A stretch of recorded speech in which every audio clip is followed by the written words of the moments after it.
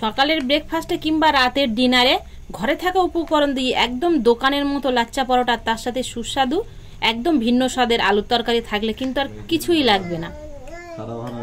আজকেও আপনাদের সঙ্গে সকালের ব্রেকফাস্ট কিংবা রাতের ডিনারের জন্য খুব সহজে আর কম সময়ের মধ্যে আর ঘরে থাকা উপকরণ দিয়ে সুস্বাদু রেসিপি শেয়ার করব। আশা করছি আপনাদের পুরো ভিডিওটা প্রথমের থেকে শেষ পর্যন্ত আমার সঙ্গে থেকে দেখলে ভীষণ ভীষণ ভালো লাগবে। আজকে আটা নিয়েছি, আটা দিয়ে একদম পারফেক্ট দোকানের মতো লাচ্ছা পরোটা বানাবো।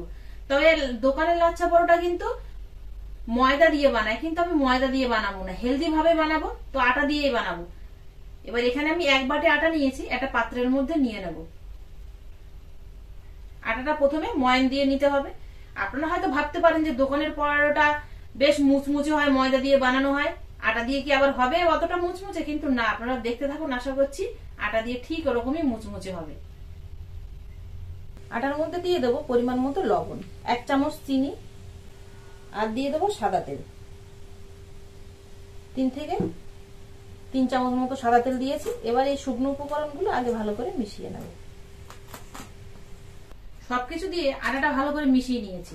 এবার এর মধ্যে অল্প অল্প জল দিয়ে একটা মিডিয়াম সফটের ডো বানিয়ে নেবো। একদম সফট না, আবার একদম হার্ড না, মানে সিঙ্গাড়ার মতো হার্ড না, আবার একদম রুটির মতো বা লুচির মতো সফট না, মাঝামাঝি ডোটা বানাবো। আর এই পরোটার সাথে কিন্তু একটা সুস্বাদু আলুর তরকারি থাকবে, যেটা খুব কম সময়ের মধ্যে আর খেতে খুবই টেস্টি হবে। এখানে আমি 1 বাটি ফুল ফুল করে আটা নিয়েছি, আর এখানে দেখুন 1 বাটি জল নিয়েছিলাম, তো হাফ বাটি জলের মধ্যে কিন্তু এটা মাখানো হয়ে গেছে। দেখুন ঠিক এরকম মিডিয়াম সফট হয়েছে। রুটি মাখাতে গেলে কিন্তু এর থেকে আরো সফট করতে হয়, তাহলে রুটিগুলো ফোলে, ফুলকো ফুলকো হয়। কিন্তু এই পরোটা বানাবো তাই হালকা একটু শক্ত করে মাখিয়ে নিয়েছি। এইভাবেই ঢাকনা চাপা দিয়ে দেবো। আটাটা এ সাইডে কিছুক্ষণ সময় ধরে ময়ান হতে থাকুক, ও সাইডে তার মধ্যে আমি আলুর তরকারিটা বানিয়ে নেবো। তো আলুর তরকারি বানানোর জন্য কিন্তু প্রথমে আগে একটা মশলা বানিয়ে নিতে হবে। মশলাটা ভাজার জন্য কড়া বসিয়ে দিয়েছি, কড়াটা কিন্তু গরম হয়ে গেছে। এবার এখানে আমি কি কি মশলা নিয়েছি আপনাদের দেখাচ্ছি। কারি পাতা নিয়েছি, আর নিয়েছি মৌরি, জিরে আর ধনে। জিরে, ধনে, মৌরি এগুলো হাফ চামচ করে, আর কারি পাতাটা আপনারা যতটা খুশি নিতে পারেন, তাই বলে একেবারে খুব বেশি নেওয়ার দরকার নেই। তো এই মশলাগুলো এবার গরম কড়া দিয়ে ভেজে নেব। ফ্লেমটা কিন্তু মিডিয়াম থেকে লোতে রেখে মশলাটা ভাজতে হবে, নইলে নিচের মশলাগুলো ভাজা হয়ে যাবে আর পাতাগুলো কিন্তু ভাজা হবে না। সেই জন্য হালকা ফ্লেমে ভেজে নেবেন। মশলার সাথে কারি পাতাটা কিন্তু বেশ মুচমুচে করে ভেজে নিয়েছি, আর আওয়াজটা শুনে বোঝাই যাচ্ছে। এবার নামিয়ে নেব। এগুলো কিন্তু ভাজা হয়ে গেছে। আর বাকি মশলাগুলো দেখুন দুটো একটা একটু এরকম ফুটছে, চটচট করে আওয়াজ হচ্ছে, এরকম ফুটলেই নামিয়ে নিতে হবে। এবার এটা কিন্তু গরম অবস্থাতে গুঁড়ো করে নেব। আর কারি পাতাটা এমন করে ভেজে নেবেন, হাতের মধ্যে নিলে যখন ঠিক এরকম যেন গুঁড়ো হয়ে যায়। দেখুন গুঁড়ো হয়ে যাচ্ছে কিন্তু। মশলাটা বানিয়ে নেওয়ার পর এখানে দেখুন আমি 3টে আলু নিয়েছি, সেদ্ধ করা আলু, ভাতের মধ্যে দিয়ে আলুগুলো সেদ্ধ করে নিয়েছিলাম। তো এই আলুগুলো এবার পিস পিস করে কেটে নেব। ছুরির সাহায্যে আমি চৌকো করে কেটে নিচ্ছি, তবে এখানে আপনারা বটিতেও কেটে নিতে পারেন।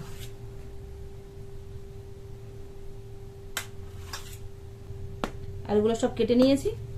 আলুগুলো সব চৌকো করে কেটে নেওয়ার পর এবার আলুর তরকারিটা বানিয়ে নেব। কড়া বসিয়ে দিয়েছি রান্নার জন্য, গরম কড়ায় তেল দিয়ে দেবো। আমি সাদা তেলেই রান্নাটা করছি, তবে এখানে কিন্তু আপনারা সরষের তেলে করতে পারেন। তেলটা এখানে কিন্তু বেশ আমি হাই গরম করে নিয়েছি। এবার এর মধ্যে কেটে রাখা আলুগুলো দিয়ে ভেজে নেব। তেলটা হাই গরম করে নিলে আলুটা আর কিন্তু কড়ার গায়ে জড়াবে না। এর মধ্যে কিন্তু আমি লবণ হলুদ দেবো না, লবণ হলুদ ছাড়াই আলুটা ভেজে নেব। আলুগুলো উল্টে পাল্টে দেখুন ঠিক এরকম ব্রাউন কালার করে ভেজে নিয়েছি, আর ভাজা হয়ে গেছে। এবার তুলে নেব।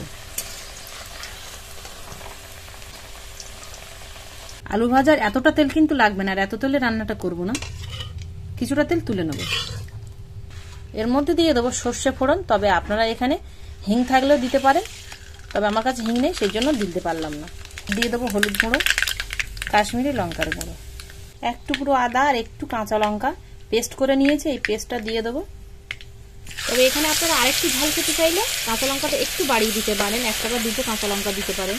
আদা কাঁচা লঙ্কার কাঁচা গন্ধটা যাওয়া পর্যন্ত একটু ভেজে নেব। এবার এর মধ্যে ভেজে রাখা আলুগুলো দিয়ে দেবো। দিয়ে দেবো লবণ।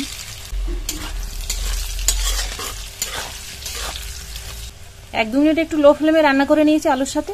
এবার যে মশলাটা আমি ভেজে রেখেছিলাম পাতার সাথে, কারি পাতার সাথে, সেই মশলাটা দিয়ে দেবো। আর দিয়ে দেবো এখানে 2 চামচ মতো লেবুর রস নিয়েছি, লেবুর রস দিয়ে দেবো।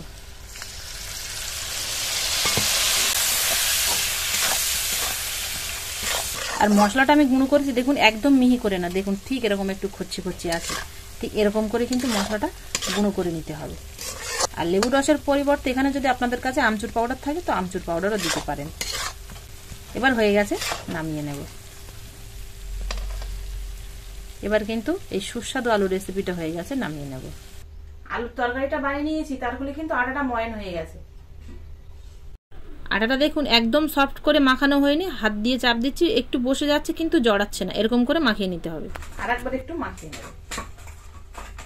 এবার এর থেকে পরোটার সাইজের লেচি কেটে নেব।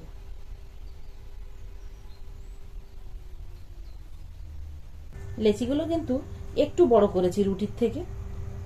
এবার একটা থালা নিয়েছি, সামান্য একটু আটা নিয়ে নেব।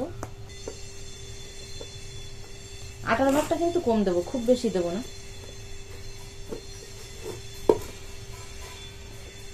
এই একটা থালা নিয়েছি, থালা বরাবর রুটিটা বেলে নেব। এবার নিয়েছি আমি কিছুটা পরিমাণ সাদা তেল, ওপর দিয়ে দেব। আর দিয়ে দেবো কালো জিরে, একটু ওপর দিয়ে বেলে নেবো এইভাবে, যাতে বসে যায় সবকিছু একদম রুটির মধ্যে। রুটির মধ্যে কিন্তু এগুলো পুরোপুরি বসে গেছে। এবার একটা ছুরি নিয়েছি, ছুরির সাহায্যে একদম সরু সরু করে কেটে নেব। তাই বলে খুব সরু করবে না, মাঝামাঝি। বেশ কিন্তু এরকম সরু সরু করে কেটে নিয়েছি ছুরির সাহায্যে। এবার হাতে কিছুটা পরিমাণ তেল নিয়ে নেবো। আমার কাছে যেহেতু ব্রাশ নেই তাই ওপর দিয়ে একটু তেল লাগিয়ে নিতে হবে, কিন্তু হাতে করে আমি তেলটা লাগিয়ে নেব। বেশ হালকা করে একটু তেল মাখিয়ে নিয়েছি। এবার কি করব, এটা কিন্তু পাকিয়ে নেব। দেখুন এইভাবে পাকিয়ে নিতে হবে। পাকানোর সময় খুব টাইট করে চাপ দিয়ে কিন্তু পাকাবেন না, একটু ঢিলা ঢিলা থাকবে। আর 2 মুখ কিন্তু একটু হাতের সাহায্যে চাপ দিয়ে এক জায়গায় করে নেবেন, তাহলে যখন ভাজবেন তখন আর ছাড়িয়ে যাবার ভয় থাকবে না।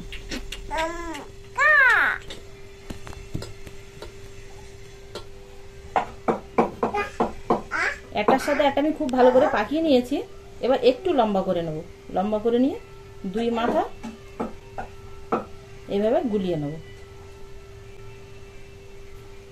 ছোট হয়ে গেল। 2 মাথা গুলিয়ে নিয়েছি, একটা মাথা আর একটা মাথার উপরে কিন্তু এইভাবে দিয়ে দেবো।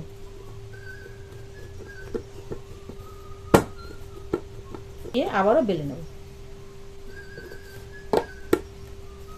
এবার কিন্তু খুব পাতলা করে বেলবো না, বেশ একটু মিডিয়াম বেললেই কিন্তু হয়ে যাবে। দেখুন ঠিক কিন্তু এরকম মোটা করে বেলে নিয়েছি। এবার ভাজার জন্য চাটু বসিয়ে দিয়ে তেল দিয়ে দেবো। তেলটা গরম হয়ে গেলে পরোটা দিয়ে দেবো। পরোটা দিয়ে এবার মিডিয়াম ফ্লেমে কিন্তু উল্টে পাল্টে পরোটাটা ভেজে নিতে হবে। খুব হাই ফ্লেমে ভাজার দরকার নেই, মিডিয়াম ফ্লেমে ভাজলে তবে পরোটার ভেতর পর্যন্ত সেদ্ধ হবে আর মুচমুচে হবে। আর হাই ফ্লেমে ভাজলে কিন্তু টপ করে পুড়ে উঠবে, সেই জন্য মিডিয়াম ফ্লেমে ভাজতে হবে উল্টে পাল্টে। ওপর দিয়ে মাঝে মধ্যে একটু তেল দিয়ে দেবো এরকম, তাহলে পরোটাটা আবার ভেতর পর্যন্ত কিন্তু সফট থাকবে। উল্টে পাল্টে দেখুন পরোটাটা এরকম লাল করে ভেজে নিয়েছি, হয়ে গেছে। এবার নামিয়ে নেব। আর পরোটাটা দেখুন কতটা পরিমাণে লেয়ার যুক্ত হয়েছে। বাকি পরোটাগুলোও কিন্তু একইভাবে দিয়ে ভেজে নেব। আর এগুলো এরকম ব্রাউন কালার করে ভেজে নিয়েছি, নামিয়ে নেব। আর এবার আপনাদের দেখাচ্ছি পরোটাটা উপর থেকে কতটা মুচমুচে আর কতটা পরিমাণে লেয়ার যুক্ত হয়েছে। দেখুন উপরটা কিন্তু এরকম মুচমুচে থাকবে আর ভেতরটা সফট আর এরকম লেয়ার যুক্ত। প্রত্যেকটা পরোটাই কিন্তু এরকম লেয়ার যুক্ত হবে। আর এই যে সুস্বাদু গরম গরম একদম ভিন্ন স্বাদের আলুর তরকারি পরোটার সাথে, এই থাকলে কিন্তু সকালে ব্রেকফাস্ট কিংবা রাতের ডিনারে আর কিছুই লাগবে না। দেখুন পরোটাটা ভেঙে নিচ্ছে মুচমুচে আর হাতের মুঠোর মধ্যে নিচ্ছে এরকম সফট। আর অনেকক্ষণ পর্যন্ত কিন্তু এরকম মুচমুচে ও সফট থাকবে। এটা আটার পরোটা, টপ করে কিন্তু হার্ডও হবে না, আবার একেবারে কিন্তু সফট হয়ে যাবে না, নরম তুলতুলে। আর সঙ্গে এরকম আলুর তরকারি, আর কিছুই লাগবে না।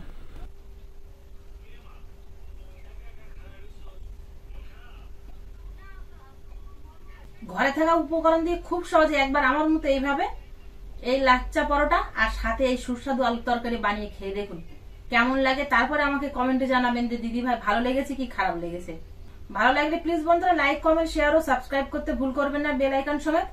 আবারও দেখা হবে আপনাদের সাথে পরবর্তী নতুন কোনো ভিডিওতে। ততক্ষণ আপনারা সবাই ভালো থাকবেন ও সুস্থ থাকবেন।